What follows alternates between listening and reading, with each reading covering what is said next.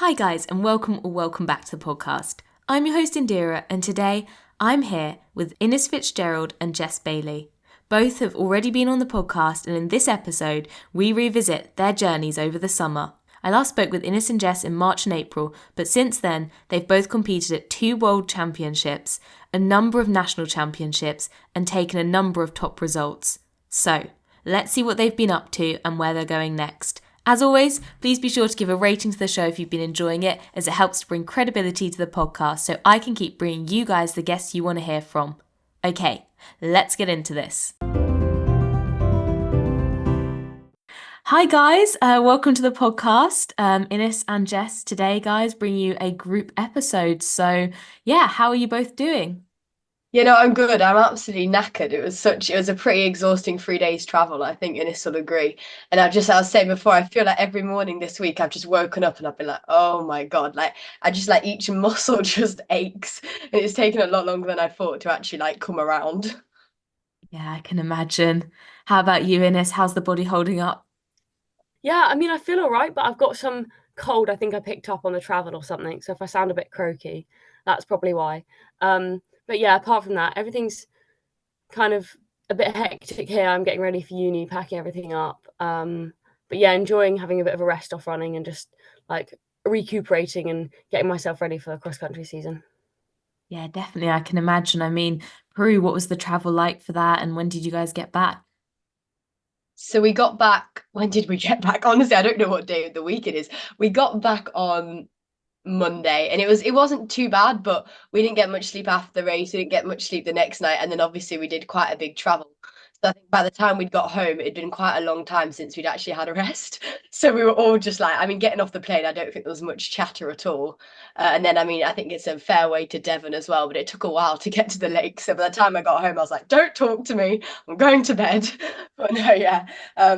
No, it was good, and it was a pretty good week. But yeah, the whole, even just emotionally, it's quite a tiring time. So to have some time to do nothing, I mean, except pack for uni for Innis, that's kind of sad.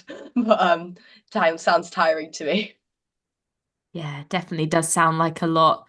And so we'll definitely, get onto that later. We've got to talk around this experience. It's an amazing achievement competing at a world championships, of course.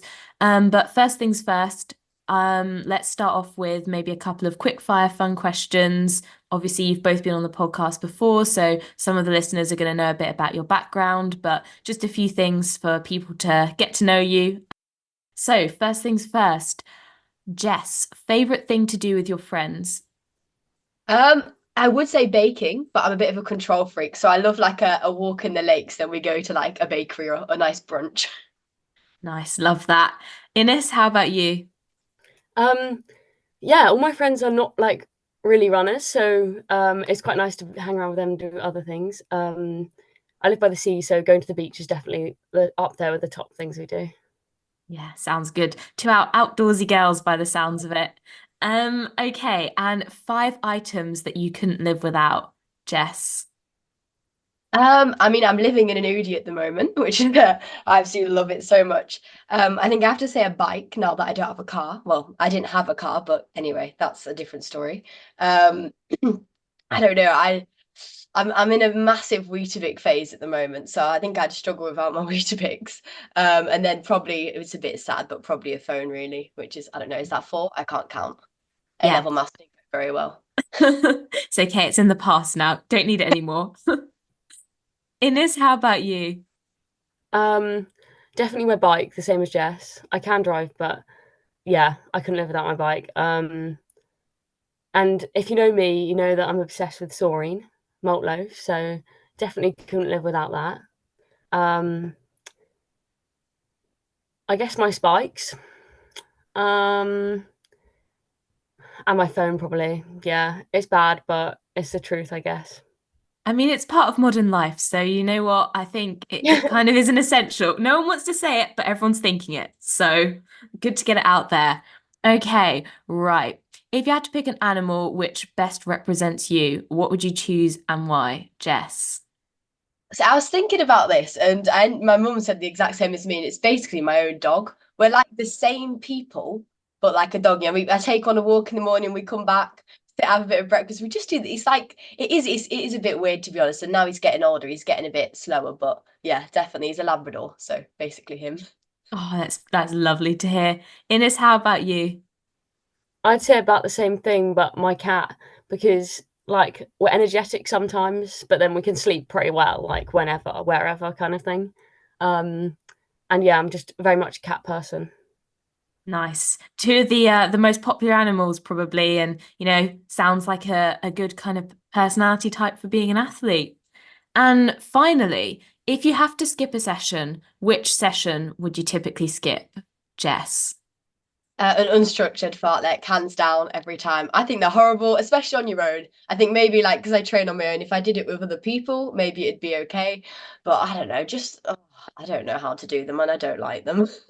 Interesting. I've always thought those are quite fun, but okay. Ines, how about you? Are you the same or different? Weirdly, kind of the same. Any like solo road sessions, of any sort, really, I'm just like, oh, this is horrible. Like, it's fine when you're with other people, and like, it's fine when you're like on the track or something by yourself. But I find on the road by yourself, it just like everything seems to like take so much longer than you thought it was gonna, and it's just like horrible. Yeah, I guess to be fair, just you in the road, keeping on going, it definitely could feel a bit like a eternity there for sure. Okay, and so, just going to run through a couple of changes since the last episode. So, Ines, we spoke with you in March. Jess, we spoke with you in April. Since then, both of you have competed at the World Cross Country Championships, finishing 17th and 18th respectively. You've competed at the British Champs, Ines in the 5,000 with a 15:26, Jess in the 1500 with a 4:20. You've both done English schools, 3,000 for Ines, 1500 for Jess, first and second respectively. England champs took the 1 and 2 between you. And of course, most recently, the World Under 20 Track Championships, where you both ran in the 3,000. So yeah, that I guess, have I missed anything off, or would you say we've kind of hit the key ones since we last spoke? Yeah, I think I've been busier than I remembered. God. Yeah, I mean, it's incredible fitting all those kind of high caliber races in alongside obviously your both final years for A levels. So, I'm sure a lot of people would be keen to hear about how you've balanced that as well. And for anyone who's joining new to the podcast now, we've picked up a lot of new listeners recently. Can you both talk about how you first got into running and what has kind of kept you in the sport? Ines, do you want to start off? Yeah. First, I'd just like to say, like, with balancing A levels and studying, it was definitely really difficult. And like the kind of aim for the summer has always been like the world champs. And like the races that came before that were kind of leading up to it. And yeah, I wasn't expecting to do so many. And after you listed them, I was like, whoa, that's quite a lot of races. But I think they all kind of fell in quite a short space of time. So it was like easy to get all those races out of the way. And that was after exams. So it was all good. Anyway, I got into running through kind of school. And I didn't really start running until like year 9 of secondary school. And yeah, I ran a bit during lockdown. And then my teachers at school were like, oh, you should join a club. So then I joined Exeter Harriers, and I met my coach, Gavin Pavey, and yeah, we've kind of just gone from there. Did a few park runs, and then yeah, got into the more competitive scene after that, and yeah, it's just been up from there really. Yeah, no, absolutely. I mean, you say did a few park runs. It didn't take you long to break 18 and then break 17. So it was a very rapid progression there. And how about you, Jess? I did a similar thing, really, just a couple of years earlier. Went to high school, did the school cross countries, kind of stayed swimming for a while. That was kind of my background. I was rubbish at it, but I really liked it. And then joined a club and basically did park runs every week for about a year. And then you get better naturally, don't you, really? But yeah, that was a pretty similar thing, mainly the school scene. I think that's how a lot of people get in the sport. I can think without English schools, like how many people wouldn't be running is quite crazy. But yeah, it's a pretty good way in. Yeah, definitely. I mean, you guys could be walking adverts for Park Run here. You know, some of the top junior talent in this country started out with park runs in schools. So, it's really great to see these things kind of filtering through.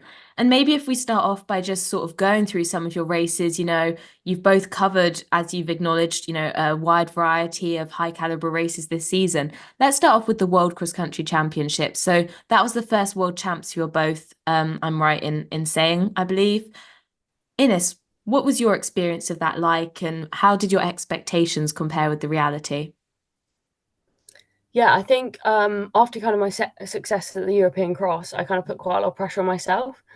Although, like in reality, the pressure at that kind of event is no different to any other event. I think that definitely like made me a bit more like stressed out before the race than I should have been. Um, I knew like I could be up there with some of the like the best in Europe and the rest of the world, but um, yeah, I kind of put quite a lot of pressure on myself. I knew I wanted to like attack the race and go out kind of with the like lead pack, if you get what I mean. But yeah, I think like my preparation before the race wasn't ideal, like because it was so hot. Like I think in hindsight, I would have done some more like heat training before I went out. But I'm still young, and we were doing A levels at the time, and there wasn't really enough time in the day to juggle all those things. So I didn't do as well as I would have liked in theory, but looking back, I think I actually gave it a really good shot. And no, I'm pleased with my performance. Yeah, definitely. I mean, it was an incredible result, and there are a lot of factors to contend with there. You mentioned there kind of heat training being something that maybe you would have liked to have done a bit more of. Did you do any specific prep in particular for the course or the climate, or was it a complete first time for you? Not specifically, and I think because we just come out of like the British winter, like it wasn't like we'd had like some sunny days. It was like pretty cool training. But I think like going to uni and having like better facilities in the future, I think should help me for like yeah, champs in different locations. Yeah, definitely. And Jess, how about you? What are your thoughts on how you ran at the World Cross? Oh, I had a brilliant day. No, I did really enjoy it. I think I enjoyed, I know sometimes you go to a race and it's fun, but like hard. But that was one of the races that just the adrenaline of the whole thing I just absolutely loved. And kind of I did more of a progression run where, opposed to Innis, I kind of sat back a bit because I mean, I'm not as fit. So, I waited and kind of ended up like pushing on later. But I just really enjoyed the last lap, just having an absolute whale of a time. And some days you just feel good. So no, I really enjoyed it. But yeah, the heat was definitely a surprise. I wasn't expecting that at all, and just completely a massive contrast to all of the British cross country races we'd done leading up to it. But yeah, it was fun. It was a nice weekend. Yeah, definitely. It's always great to hear when someone's talking about a race that went well, they had that feeling. Was there a point then in that last lap where you knew you'd kind of got this and, things were going well? Um, I knew I felt okay, but I just kept looking forwards and everyone was very, very far away. And even going into like it was a 3 lap course. So we were 2 laps down. I was looking ahead thinking like I'm not anywhere near where I should be really. But I'd talked to like a couple of coaches before the race who had all said like just maybe hold back, especially considering the heat. So I'm glad they were right. I kind of trusted in that. But I did get to a point halfway through. I was thinking, this is a bad idea. Like I messed up here. But at that point, it was like, well, oh well, let's just absolutely send the last lap and hope for the best. Yeah, and I mean, clearly, the best came out there. And to the both of you, how did you find competing against people from a range of different nations, outside of Europe as well? Were there any differences in maybe preparations, racing tactics, or race atmosphere that you picked up on, Ines?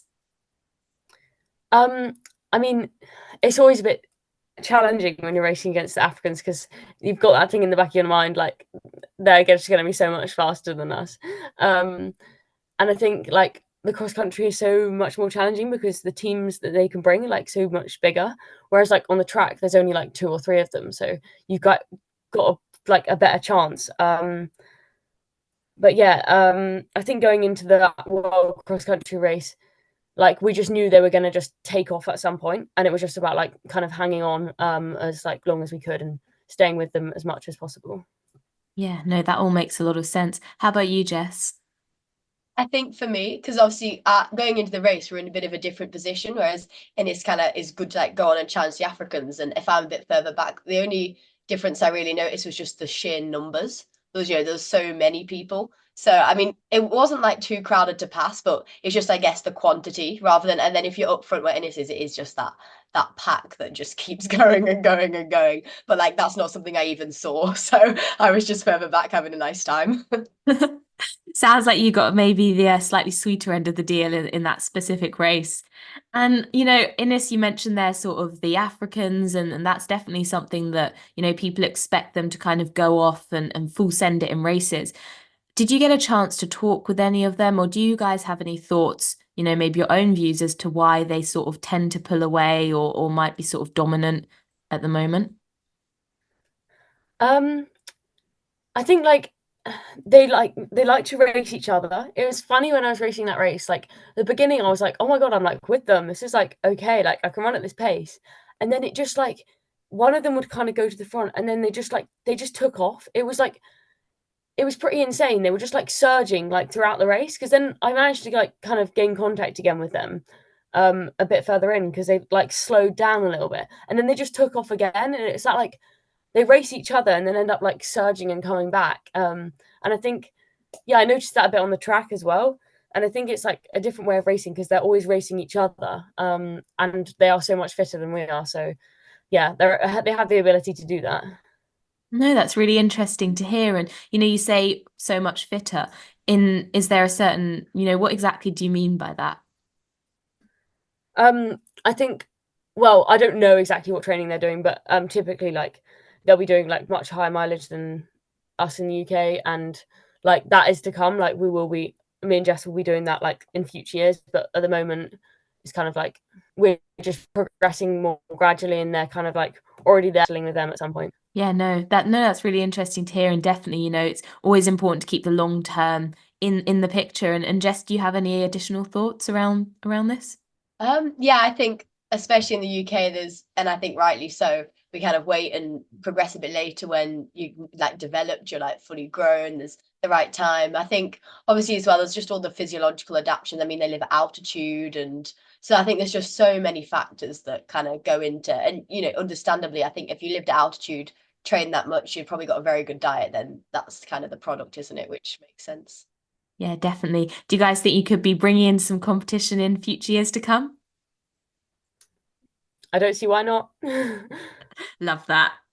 Awesome. Okay. And so I guess moving on from that, you've both also competed at a road 5K, first one kind of, or first major road 5K for you both. And you both went well under the 16-minute barrier, which is obviously significant for women. Jess, you did 15:37 at Mid Cheshire, and Innes, you did 15:32 at Cardiff. How did that, what were you guys expecting from that race? Did you train in particular for it? And yeah, what are your thoughts, Jess?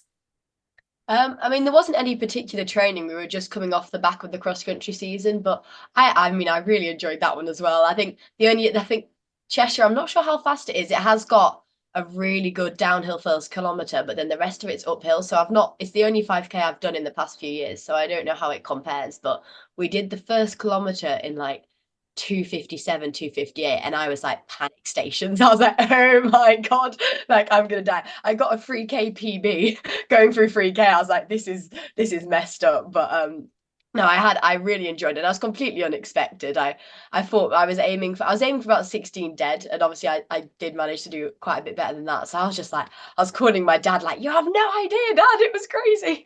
But no, I really enjoyed it, and I just want to do another. But they're not hard to find, but it's just the timings don't always work. So I think it'll have to wait until like next April when Cheshire comes around again. A yearly event then. No, that's really interesting to hear about the downhill, uphill, and it is hard to find high quality 5K races. Got to get yourself down some podium events. And for that race in particular, what motivated you to do it in the first place, and what shoes did you run in? I've been there a few years, Cheshire. We used to go like at the end of August, or there's two a year, so we used to go to one of them quite a lot. I think I've run there 3 times, and it always goes well. So I was pretty keen to get back and just get a 5K time under the belt because I hadn't run one in ages, and by that point I hadn't had a PB in about a year and a half, maybe more. I think it was nearly 2 years. So I was like, I really want to just go out and get a new time on the cards. I think a week before I'd done a 3K, and it was basically abysmal. So I was doubting my fitness, and I was like, oh, you know, I think I ran 9:27 the week before, and then obviously ran through the 3K split much faster than that. So I was like, well, at least I've done that, even if my leg, like the wheels fall off. But I ran in. I don't know the official name, but they were like the on version of super shoes, and they were very good. I was a bit undecided at the start, but no, I'm glad I chose them. They were pretty fast.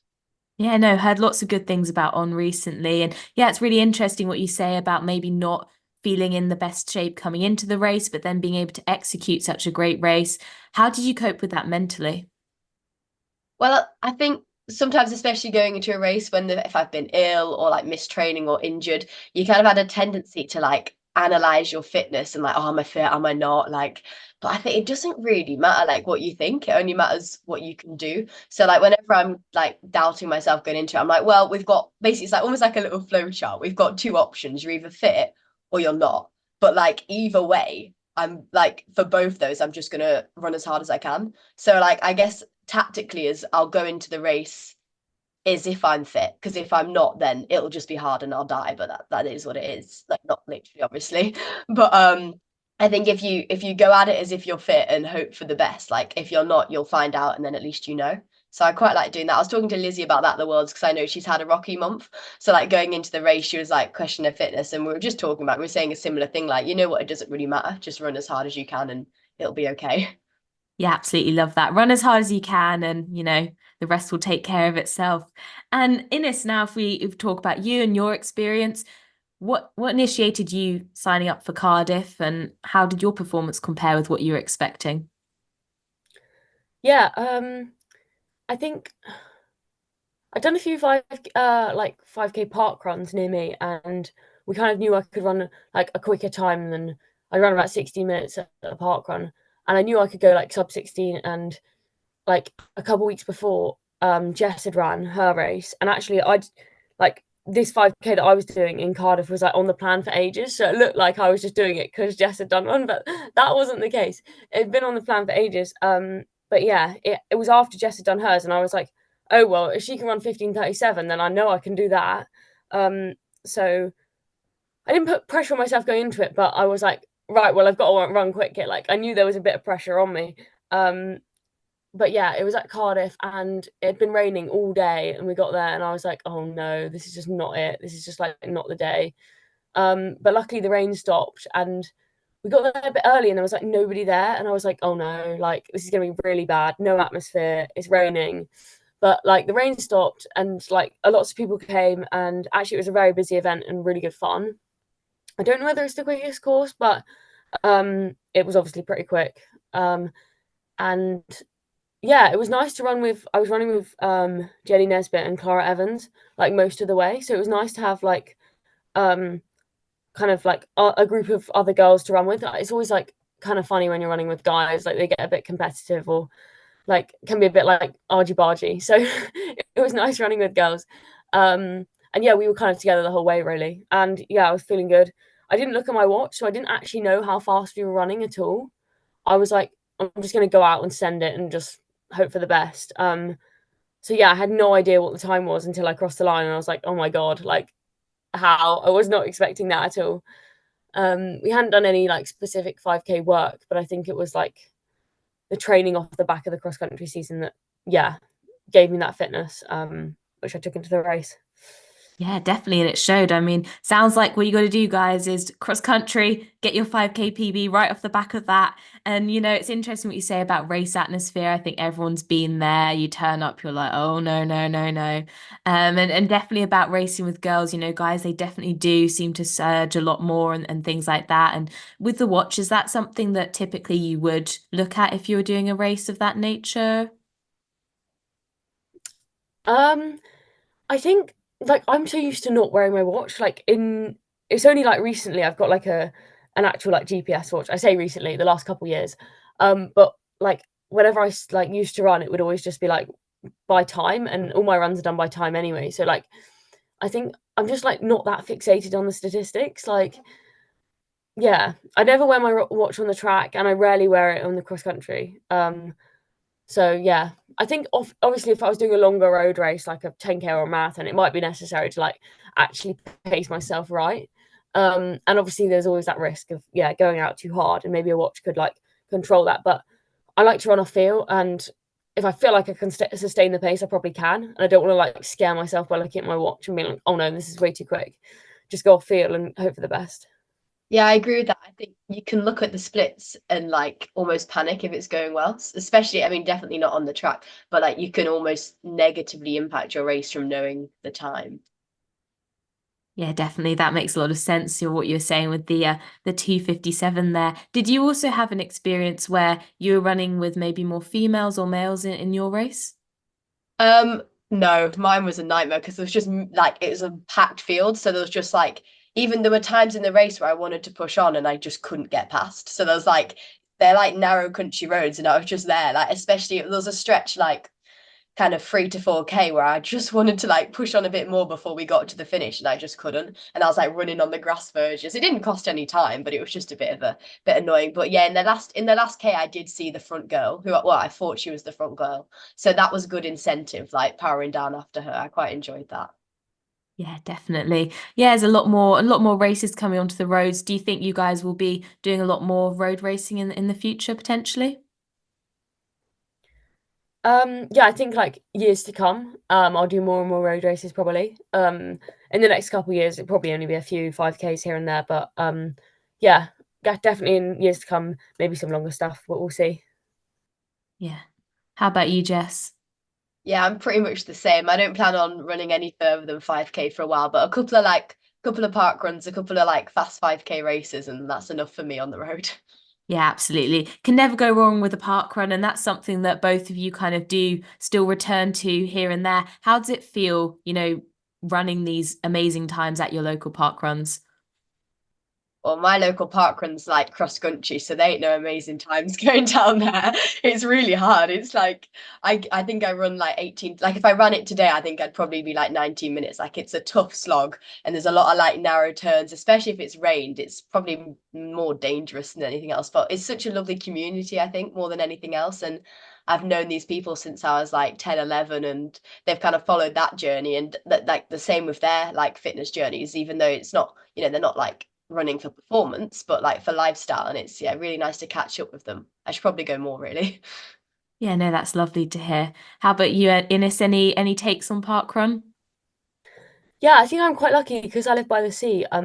The park run near me is like along the seafront, so it's like nice and flat and pretty fast. I mean, there's a couple dead turns, but yeah, the community down there is just amazing, and I think that's kind of where my running journey started. So whenever I'm down there, I'm always chatting to them about like what's next, and yeah, I get a feel for like what kind of running they're doing. And yeah, I think yeah, it's always nice to have a little chat with them. They like to kind of take credit for my success, but yeah, it's always good fun. And yeah, like Jess, I should get down there more often and chat with the community a bit more.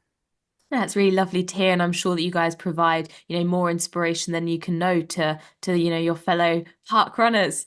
And so we can obviously talk through, a range of races and championships and titles that you guys have kind of accumulated over the season. But if we could sort of talk around, English schools, England champs, British Olympic trials, and British champs, for you each, which one was the most significant and why? Jess? My best race was definitely British champs, the senior one. I'd been doing a couple of 1500s. They'd all not gone very well. I'd maybe started off well, hit the last lap, and I'm just not very good at that sort of speed work. That's what we've been trying to do this summer, trying to focus on that. And it's gone like okay, I'd say like, I'm happy. But I went there and I was like, like don't think about the time. I'm just gonna run like a race, just focus on it. I thought I'd be last, like it was top four to get through. I didn't know that. I was just like I was looking at like the start list, like, yeah, I'm like way back. But yeah, I just sat in. It was a really slow 2 laps, and then it just boomed, and I managed to stay there. And then last 400, like I got boxed in kind of 4 to 500. And looking back, like if I'd got just ahead of that box, like I had a chance to actually get through, which was completely off the cards to me. And even after that first 800, which was really slow, I can't remember, well, not really, really slow, but pretty slow. I ended up coming away with like a 2 3 second PB. So I was absolutely chuffed. It just showed me like it gave me a bit of like kind of hope and like, oh, okay, like I can do this. And it was just a lot of like racing, like a race rather than a time trial.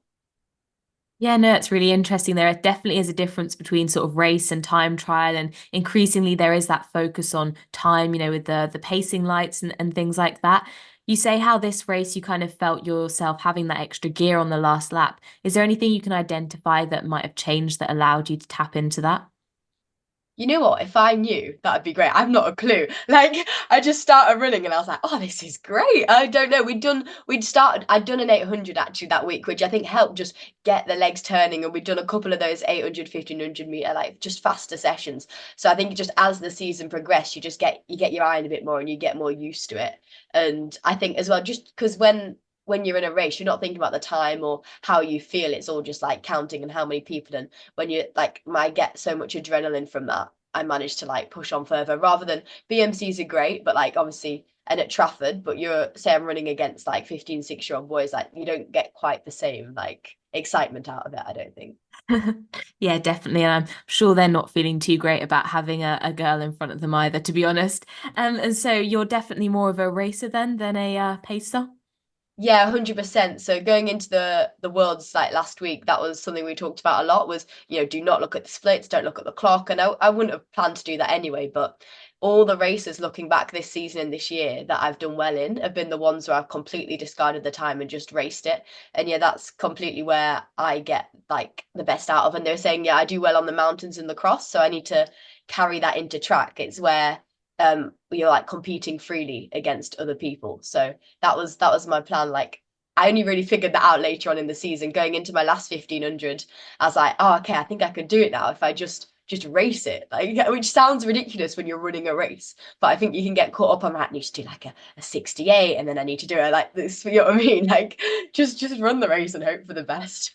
Yeah, definitely. And I mean, that was a 4:18 at the end of August at Watford. So, clearly all paid off for you in the end. And Ines, how about you? What's been, excluding the World Champs, which we'll talk about in a bit, the most significant race for you this season? Yeah, I think for me it's the British Champs as well when I did the 5K. I'd run one 5K before and I mucked it up completely. I was like, well, I'm just going to go out pretty fast because, like, what if there's a good time in me? But yeah, that didn't work. I ended up kind of blowing up and dying in the last couple laps. So, a bit like Jess said, I was just going into that British Champs race saying, just like racing it. I was like, look, I'm not the fastest here, but I want to position as highly as I can. So, yeah, the aim was just to literally race it. I just sat in the back of like the train and almost got carried around for most of the race, but it was like making those smart decisions when the moves were made. Yeah, and I think I actually had my best race there. Although like I ran PBs over the 3K and things, I think that 5K was definitely a really nice experience to race like on the senior level with people who are like a lot faster, but just like getting that kind of adrenaline and experience in such a big state in such a big stadium with a big crowd. It was really good fun. Yeah, no, that's great to hear. And I mean, the higher the risk, the higher the reward. So it does pay to try these things. And I mean, that was a 15:26, which shot you to third on the all-time list and obviously first under 20 for 2024 over the 5,000 meters. Running a time like that, how does that make you feel about your future potentially over the 5,000?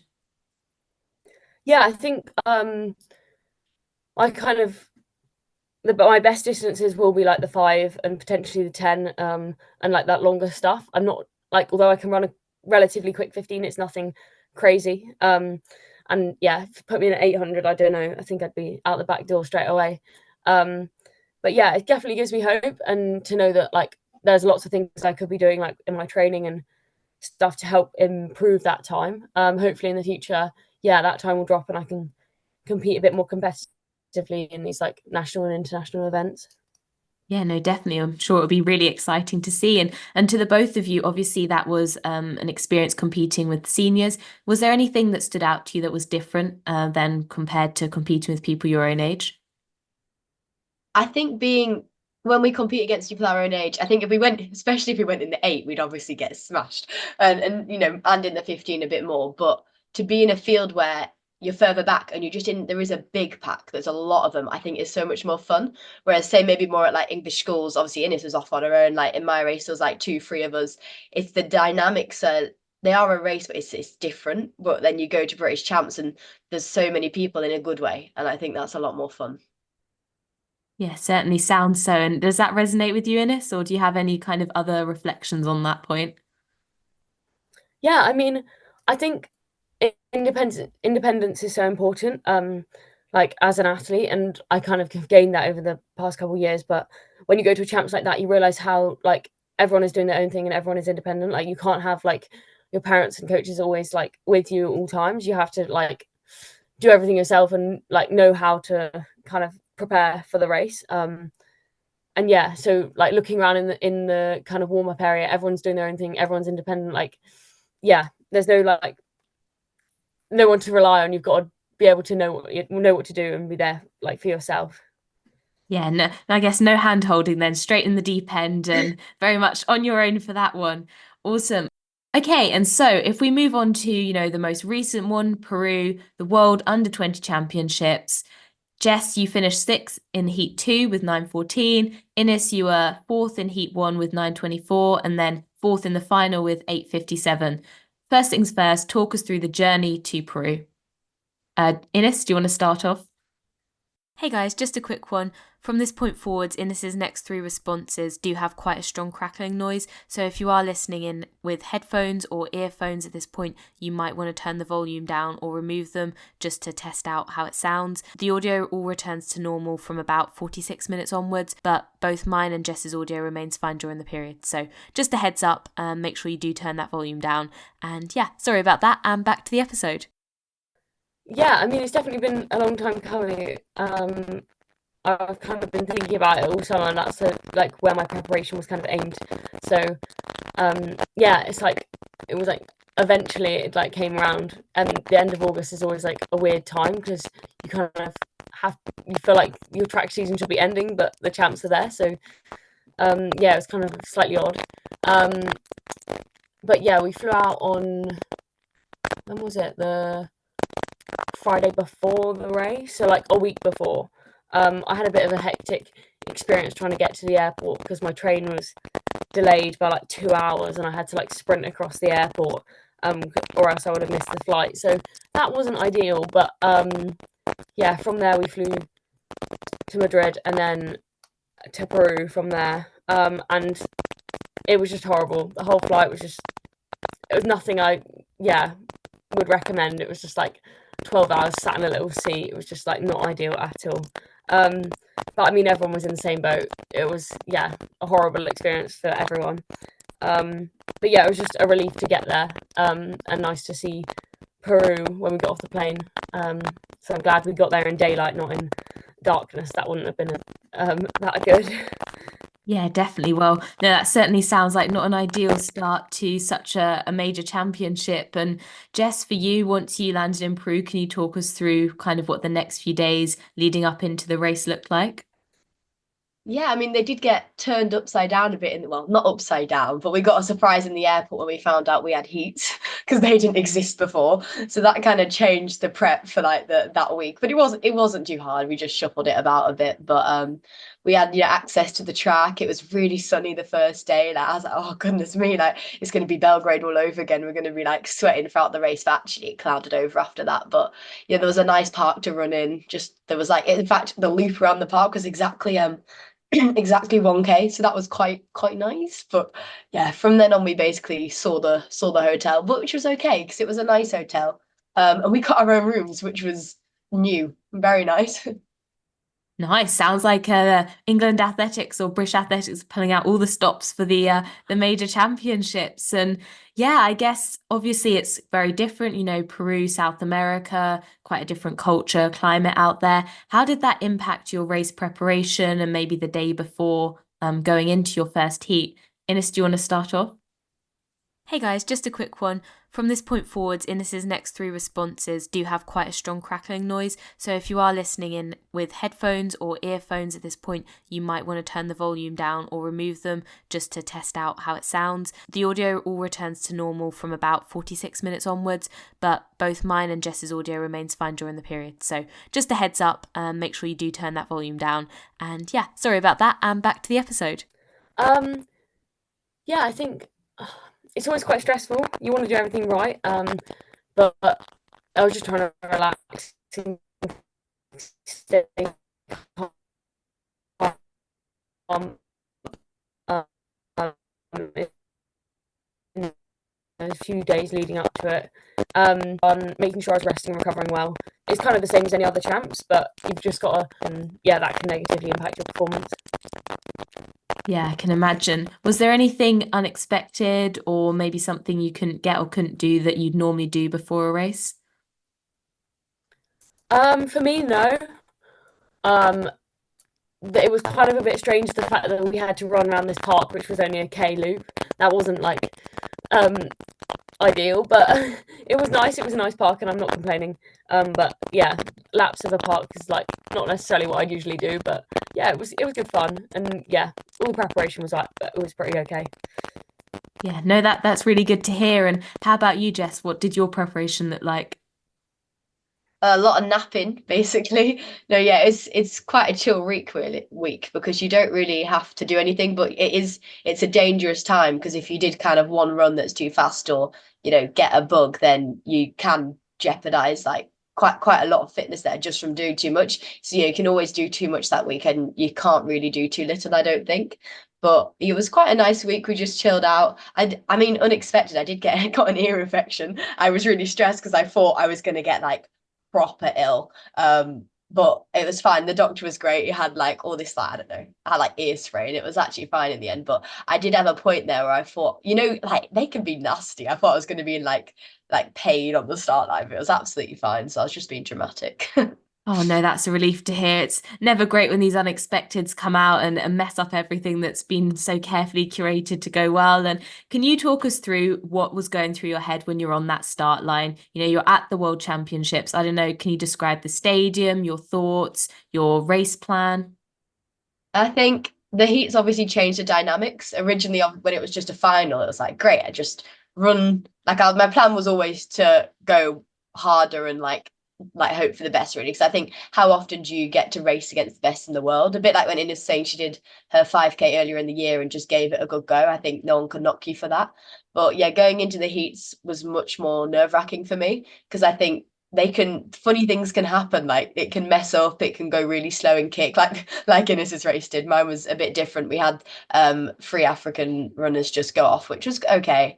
But yeah, I just tried to treat it like a progression run, keep it going steady but not crazy, and it was fine in the end. But I think going into a heat you can get like, you just think about the different scenarios and it can always go wrong. But once I was kind of 2 laps in, I was like, oh, okay, it's okay. And especially when our pack, we had like a big pack of maybe 8 to 10. I've not watched it back, so I don't know, but going into the last 2 laps I could see the screen and there was 5 of us and I was chill after that. But yeah, it definitely changes how you go into it for sure.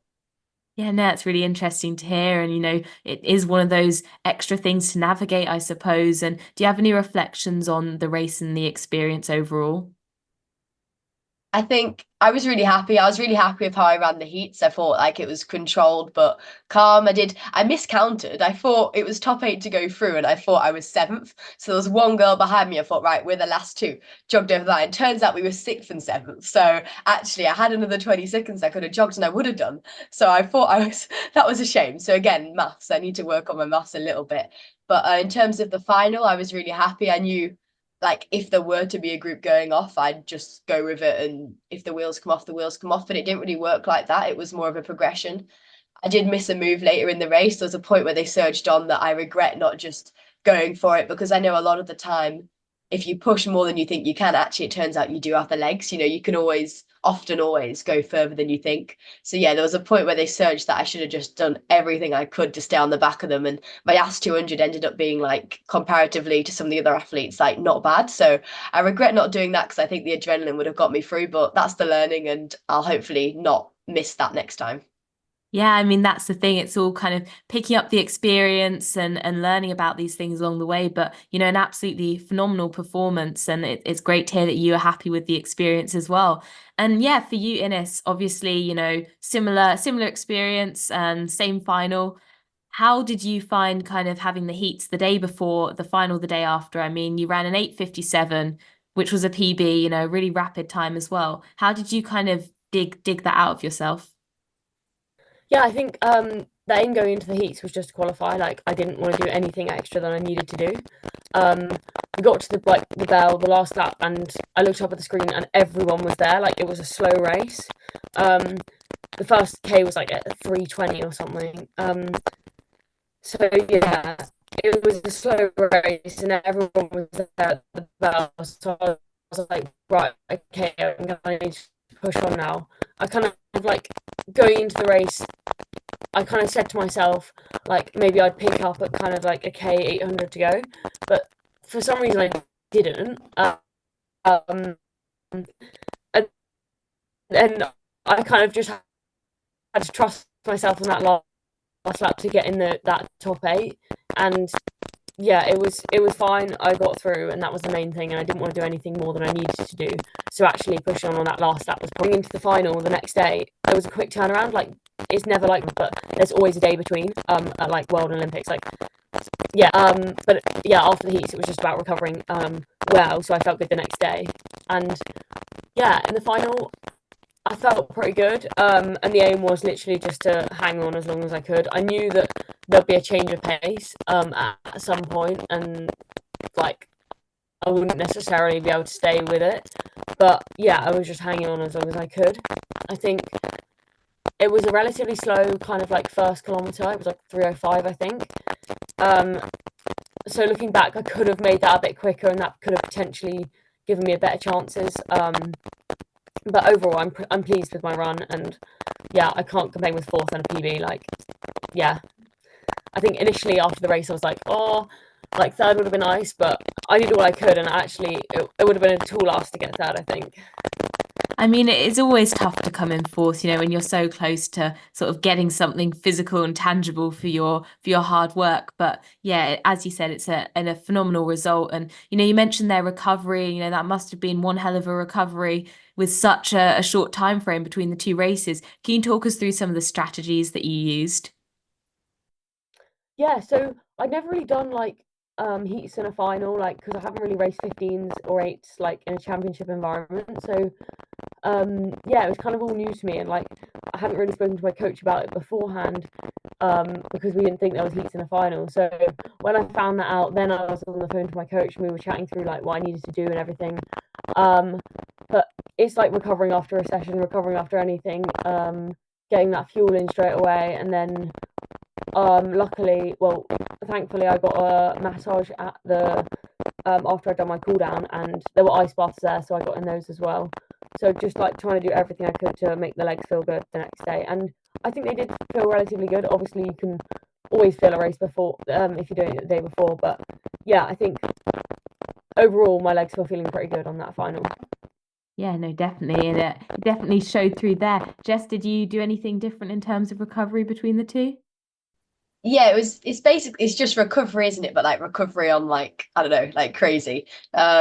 I think it obviously the number one is just like eating as soon as you can, as quick as you can, and sleep. I asked as many people as I could during the week. Like I'd be like talking to the physios, like, right, what do you recommend? So I was like, writing stuff down and making a plan. But I was scared to plan too much in case I like jinxed it, and then I'd come back and not be in the final. So I was a bit scared. But no, I wasn't an ice bath person, but I had a cold shower, I had a nap, did a little bit of stretching, but that was about it. And I was so surprised because actually in the final, in the last kind of kilometre, I started to feel it there. And you have heavy legs. Whereas like if you're in a fresh race, maybe I'd been able to like push on a bit. But obviously everyone's in the same position. But I didn't feel that bad at all. I thought the first lap especially was going to be just a bit of a mess, but it felt okay. I was surprised how well you could recover in 24 hours.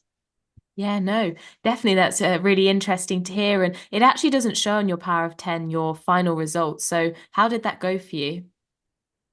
No, it went well. I got a PB out of it, and going into it as someone who'd run 9:10, like the heats hadn't been far off it, the PB either. So I was happy. We were hoping to kind of like get down towards 9 minutes, and I think running like around 9:06 is obviously it's a nice number. It's better than 7 because 7's basically 10, is what I said when it was like 9:06.9, but I'm like, that's not important. But no, I was happy because especially running the 3K the day before, I was like actually like on fresh legs. Hopefully everyone would have been able to push on, but I was happy to come out knowing I was in like good shape going into it, and yeah, I was happy. Yeah, no, well, a super successful kind of day or 2 days from the both of you. So no, that's really great. Okay, and so if we sort of move on to some more kind of general reflections, talk about maybe your training setups, balancing education, athletics, maybe some of the challenges you guys have faced along the way. Let's start with a sort of a deep dive on A levels. There's a lot of people in that position trying to balance, maybe GCSEs, maybe A levels, university alongside athletics. For you guys, what's been the biggest challenge of doing the two, and what's been your number one kind of light bulb moment that's made it easier? Ines, do you want to start off? Yeah, I think always balancing academics and kind of athletics is a tricky one. For me, like the academics always comes first. Like I need to have a backup if things don't work out. Obviously, like I want to pursue a running career, and that's like yeah what I'm aiming for. But I need to have something to back that up if things don't go to plan. So throughout my A levels, I was always concentrating on like getting my academics right, and then like if I had to miss a run, then it wasn't the end of the world. Like, yeah, especially during that exam period, like I wanted to, yeah, get my exams right. They didn't necessarily go like as well as I'd liked, but I think that's because I had quite high expectations of myself. I got a good enough grades to go to Exeter Uni, which is where I'm heading. So yeah, pleased with that. But yeah, academics has always kind of come first. Because it's like really important to have something to back like my career up. Yeah, no, that definitely makes sense. I mean, there's a lot of, I guess, uncertainty with a career in sport. And you mentioned there maybe, you clearly are someone who is a high achiever and has high expectations for yourself. But you mentioned maybe falling short of where you would have perhaps liked to have gone. Do you think that some of that was a result of maybe some of the races and level of athletics that you've had over the past year? No, I actually don't think that like my athletics did negatively affect my results at all, and I'm not complaining with the results I got. They were all right, but um I think yeah, I think I just lacked motivation in the final stages, like towards the exams, when I could have like put in another stint, but that was not a reflection of athletics at all. Like I don't think my training took anything away from my studying at all. No, I'm sure that'd be really inspirational for a lot of people to hear. And yeah, it definitely is a long slog, the A levels for sure. And I guess on that note, you mentioned going off to Exeter Uni. Well, congratulations. That's obviously amazing. What is it that you're going to be studying? Yeah, so I'll be doing sports science. Um, Exeter was always my top choice. Well, I was conflicted a little bit beforehand, but in the final stages, I wanted to go to Exeter, and hopefully that's the right choice. I wanted to kind of stick with the setup I've got because it's working well for me. And I think having face-to-face sessions with my coach is beneficial, and that's what I need, I think, in the coming years. Yeah, no, that all makes a lot of sense. And yeah, it's a great uni, and I'm sure you'll have a great time studying that course there. And to kind of loop back onto the A level side of things, was there anything in particular you found that helped you to get that balance between both running and your A levels at the time? Yeah, I think I found like just studying at school is really important. Like quite a lot of time you have like free periods and you can just like kind of go home, do what you want, like do some training and stuff. But like for me, I found it really important to like if it was school time, that's when I do my studying. I'd make sure like from like 9 until 3:30, that's when I was studying. Um, we weren't actually allowed out like for sixth form. We couldn't like just like go out whenever we wanted. We had to stay on site throughout the day. So I was like, well, let's just use this time effectively. I could sit here and chat with my friends, and obviously I did do that sometimes, but it was like having the discipline and being able to be like, right, no, I'm here because I'm learning and I've got to do my studying now. And then when I get home, I can do what I want and chill out and go to training and chat with my friends then. Like, yeah, kind of separating the kind of work and home life was like quite important for me. Yeah, definitely. Boundaries, effective time management, and balance by the sounds of it are all, very key things for sure. And Jess, how about you? Your experience of A levels, that balance between running A levels, what's the balance, or what was the balance like for you? And what have you kind of decided to do post A levels? Yeah, no, so they were hard. I knew they were going to be hard though. I know it's always like, especially January, February, March, you're approaching it and you're like, oh my God. But especially over the exam period, yeah, the priority was academics 100%. Like all the running training was definitely taken down, like, and anything extra, like if you did like yoga or drills or like I'd go swimming, like we just cut it, like went right back to the drawing board. I think the idea of doing all your work at school and keeping home for home is a good idea. I didn't do so well on that front. I just like, yeah, it just infiltrated like my whole life. So it was a pretty stressful couple of months, but no, my results ended up going really well. I was quite unexpected really, but I was unlucky, I think, maybe lucky, unlucky, however you look at it, that all my exams were in the space of 2.5 weeks. So it was okay, but it was just like 2.5 weeks of absolute like horrible. And the last few days just was an absolute mess. Like, I don't know if I slept much that week at all. And going into the last exam, I was like, I don't care anymore. And it went really bad that last exam, but luckily it didn't affect the grade, which was good.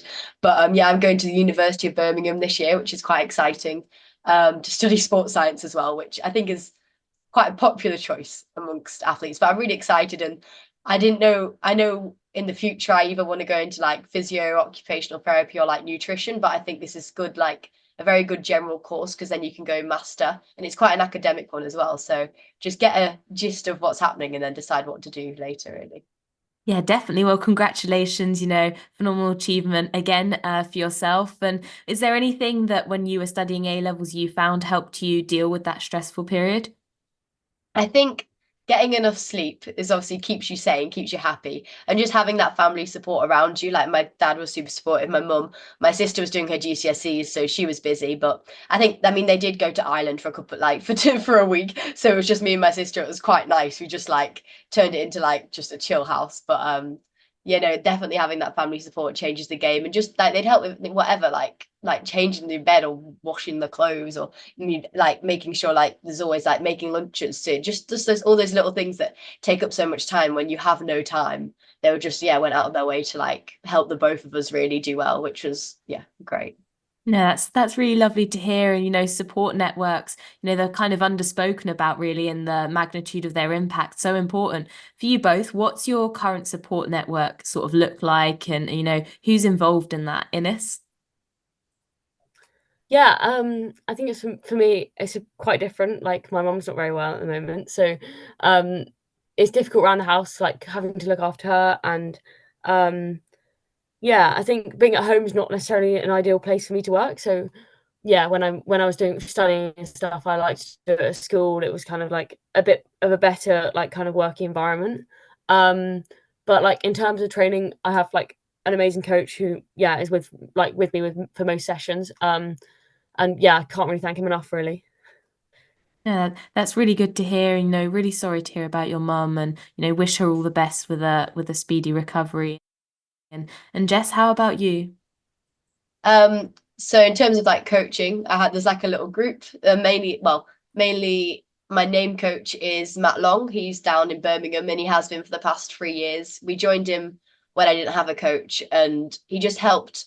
Like all my training was just like minimum, and he's just basically, we go with the philosophy of, we got told get on the start line at 18 ready to train, so basically just stalling, and well, not stalling, but like getting some great experiences but not doing anything crazy until that point. So the past 3 years he's been so fundamental for that and helped me get through injury as well. And he's stepping down now, which was the plan over the past 3 years, get to uni and then move on from there. But yeah, I've been so grateful for his support, but also my dad, who is a licensed coach. He coaches my sister's group, and Pat Miller, who lives down the road. I don't know, some people do know Dean Miller. He's from like our town too. So his dad does pretty much all like the coaching, like and the actual sessions, which is great. And I think we work quite well together. I don't know what he'd say, but I enjoy training and I really enjoy his coaching. So yeah, I'm grateful for all of them. No, that's great. It's so important to have, like you've both mentioned, a great relationship with your coach. It definitely makes a difference, and your results would certainly show that. And what do you think might change, going off to uni in terms of training? Obviously, Jess, I know you're moving away, Ines, you're staying put, but what are you expecting kind of from university in terms of maybe athletic progression? I think for me, it's like the improvement in facilities, like being able to go to the gym with like my coach or with like an SSC coach is definitely going to be good for me. I think gym work is something I definitely want to improve on, and if I'm left to my own devices, I probably won't do it. So it would be nice to have some people there to hold me accountable. But yeah, kind of keeping training like the same and gradually progressing it over the years. Nothing changing too drastically, hopefully. Yeah, no, that all sounds really exciting, and I'm sure, you will see the benefits of facilities coming through. How about yourself, Jess? For me, I'm just so excited to train with people. Like, I don't train with anyone. I can't remember the last session I ran with someone else. Like, even swimming, I do a bit of swimming training. So just to swim with, even just, I don't know. I want to try and see if there's like a triathlon group there I could swim with. But yeah, to run sessions with other people, I think it will bring more out of me. Like, I do try as hard as well, I try as hard as like I'm supposed to in the sessions, as hard as you can, not necessarily, because that might not be what the session is supposed to be. But I think just, yeah, being able to run with other people will make it so much more fun. And I have enjoyed my time here, but I think another winter would be a pretty hard slog. So I'm so excited to be surrounded by so many runners. Yeah, well, it sounds like everything's come at the right time, and I know that Birmingham's got a lovely, really big group of bubbly individuals. So I'm sure that you'll have a great time there. And if we move on to sort of challenges, I mean, over the years or maybe over the past year, what is the biggest challenge that you guys have each faced, and how did you overcome that? I think, oh, I mean, it's fairly obvious, but yeah, I got a stress fracture in my foot. I think maybe it's coming up to 2 years ago now, which, oh, I mean, it was a shame, obviously, but that was quite a significant challenge, I'd say. I enjoyed it in the, well, I'd say enjoyed is a generous word, but I enjoyed the challenge in the end. It took me a while to be okay with it. But just like all the swimming, biking, jogging was quite fun and just getting back to it. But it's only really the last few months, kind of heading towards Belgrade and a couple of those cross country races, that I've started to feel myself again. Like it took quite a long time. Like I was running well last summer, but still slower than I was before the injury. So there've been one or two races this year that I've come away with. I've going, that's like a definite turning point, and I feel like I have now started to progress past what I was like before that, which has been quite nice. It's been good to know that it's going in the right direction. Yeah, it's great to hear, and it definitely takes longer than maybe people sort of think to come back fully from an injury like that. Is there anything particular that you changed recently that maybe helped you get back to that place, or do you think it was just a natural progression? I think, yeah, for us, it was just a natural progression. We didn't want to do anything radical, anything soon. We talked to the doctors originally, and we ended up like doubling the time I spent in a cast and then in a boot. And they told us we could run early, but we weren't interested in doing that. Like, we wanted to wait as long as we could so that I was fully healed and there'd be no risk of it breaking again.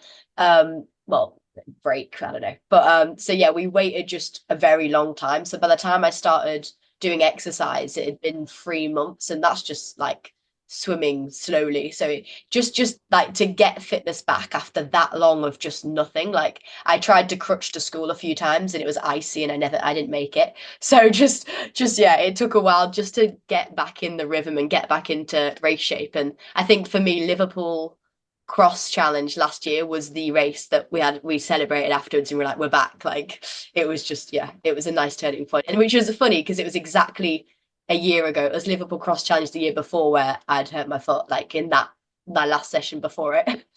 Gosh, interesting. Funny how these things can be like a whole year. Maybe there is something significant about that period of time. And Ines, how about yourself? What's the biggest challenge that you've faced, and how have you overcome that?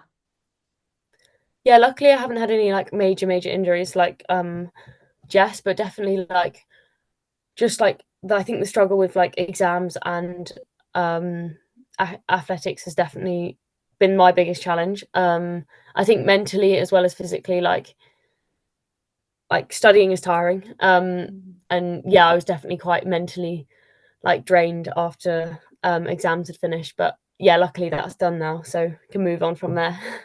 Yeah, definitely onwards and upwards. And I guess on that note, running obviously takes a lot of time, takes a lot of energy. What sort of sacrifices have you each made for running?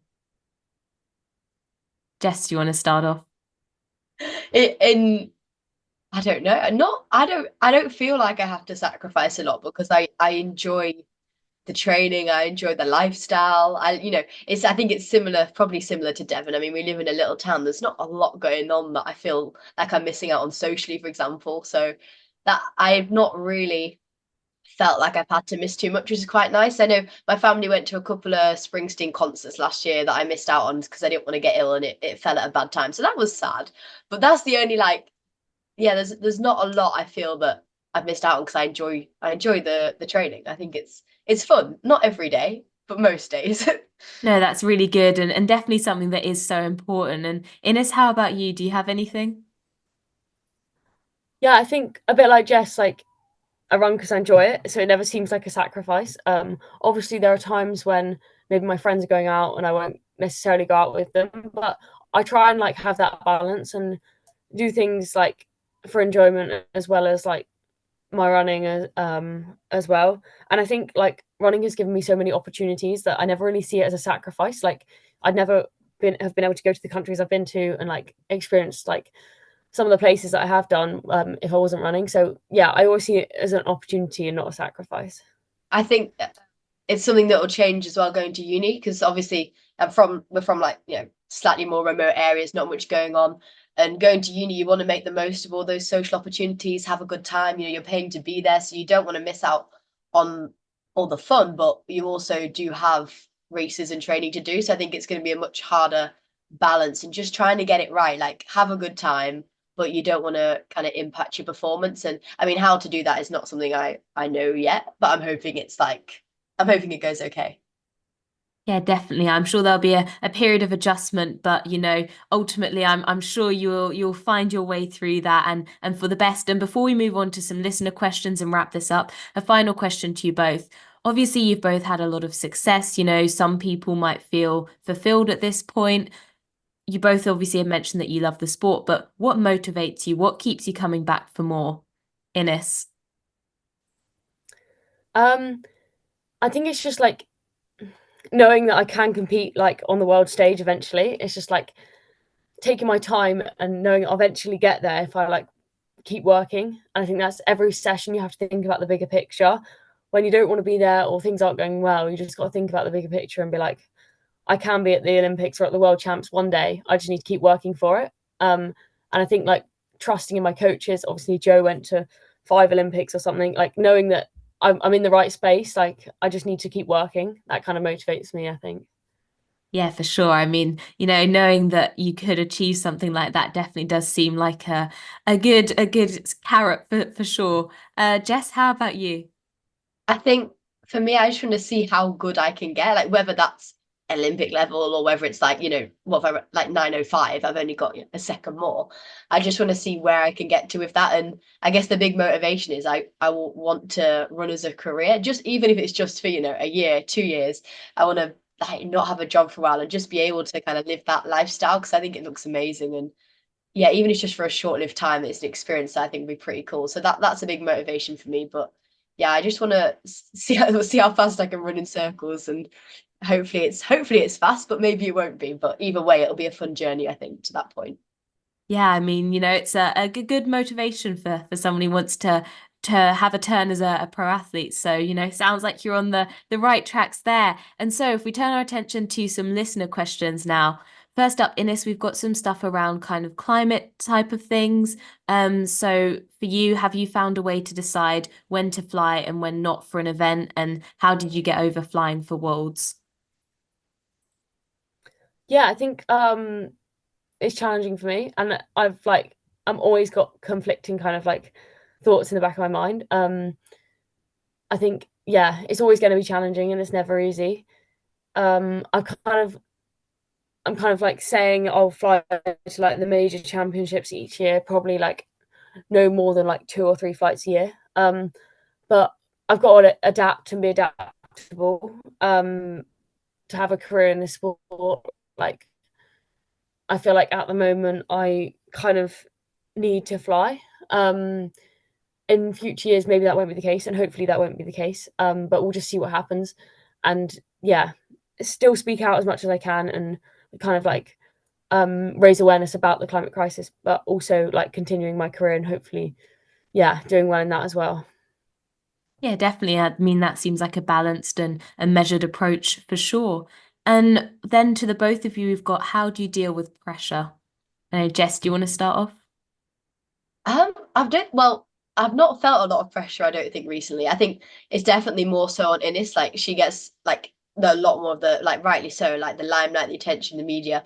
So like especially going into World Cross after the European Cross and going into Belgrade, like and sorry, going into Peru, that is a different sort of pressure that does take managing. Whereas because I'm like a bit further down, a bit more like under the radar, I don't feel like the direct pressure as much. But in the past, when I've like been under a bit of pressure, I guess I think Keely said it in her athletics weekly interview, like, oh, was it a week ago, 2 weeks ago, and it is pressure is a privilege. Like, obviously it's a very popular phrase, but I think it's kind of coming back into light a bit from that. Like you are in a privileged position to be pressure. Like, I don't know if that was English, but yeah, it's a nice place to be. And I think for me, I used to always remind myself that nobody really cares. Like it's really not that deep. Like even if you're going into the race as the favorite, like people might go, oh look, she got beat, and then they move on because they don't care either. Like it's your own life and your journey. So as long as you're okay with, yes, like there'll be times where you're going to fail, like then it's fine. It doesn't matter what other people think, and people get so caught up in that. Yeah, no, definitely some very wise words. You know, there's a reason certain phrases are popular for sure. Ines, do you have any different takes on kind of dealing with pressure? I think for me, it's like kind of ignoring what everyone else thinks, a bit like what Jess said. Like the only person who cares is myself, and the only pressure I'm putting like is on myself. Like my coaches and people around me, like they want me to do well, but they don't want like they're fine if I don't. So there's no one else putting pressure on me. It's only myself. So kind of reminding myself that helps me kind of relax. But yeah, I'm not someone that struggles majorly with pressure. I actually I think I thrive off of a bit, and that kind of fuels my adrenaline and helps me do well in races. So yeah, pressure is a privilege, and I'm not complaining about that. No, love that. And no, that's really great to hear. And then we've also got if either of you have ever suffered from REDS or loss of period. It's Jess, do you not want to? Yeah, it's not something that I know a lot about. I think potentially leading into the stress fracture when we had like GCSEs and exams, I just didn't manage that very well. I got like trained a lot, didn't sleep, like we don't really know, like I don't have a medical opinion, but got pretty fatigued by the end of that season, or like I had a lot of the symptoms of REDS, and like my performance has just like dropped off. And so that has kind of potentially subsequently led to like the stress fracture. So that was something we kind of corrected immediately, was just understanding like the nutritional needs of an athlete, because they're like really complicated. But I mean, in short, from what I understand, eat enough, eat a lot, eat soon after you finish training. So but I am really enjoying researching more about nutrition, obviously in a sports sense, but also in a public health, and kind of a lot about like ultra processed foods. And like that's like, but anyway, that's a, you can go into like public health in the future. That's something I might want to do, but it's definitely interesting. But I think it's very, very complicated, even for like, you often GPs don't know much about it. So for anyone like thinks they're struggling with REDS or like have lost their period, you should definitely just seek medical help as soon as you can, because we're probably not the most professional opinions. Yeah, definitely. It's always good to enlist the help of an expert, especially when it comes to something as complicated as these matters, when you're a female athlete. And Ines, how about yourself? No, personally, I haven't experienced anything. But obviously, I'm quite close with Jake Smith, who has been on the podcast, I think.